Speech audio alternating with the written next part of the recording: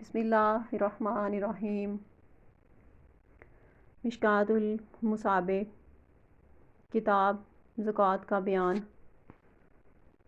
باب زکوٰۃ کا بیان، حدیث نمبر 1790۔ ترجمہ۔ حضرت ابو ہریرہ رضی اللہ تعالیٰ عنہ بیان کرتے ہیں، جب نبی صلی اللہ علیہ وسلم نے وفات پائی اور ان کے بعد ابو بکر رضی اللہ تعالیٰ عنہ خلیفہ بنے تو کچھ عرب مرتد ہو گئے۔ عمر بن خطاب رضی اللہ تعالیٰ عنہ نے ابو بکر سے کہا، آپ لوگوں سے کیسے قتال کریں گے جبکہ رسول اللہ صلی اللہ علیہ وسلم فرما چکے ہیں، مجھے لوگوں سے قتال کرنے کا حکم دیا گیا ہے، حتیٰ کہ وہ کہیں کہ اللہ کے سوا کوئی معبود برحق نہیں۔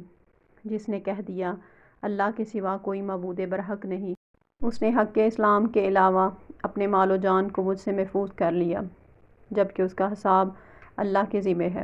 ابو بکر رضی اللہ تعالیٰ عنہ نے فرمایا، اللہ کی قسم جو شخص نماز اور زکوٰۃ میں فرق کرے گا تو میں اس سے ضرور قتال کروں گا، کیونکہ زکوٰۃ مال کا حق ہے۔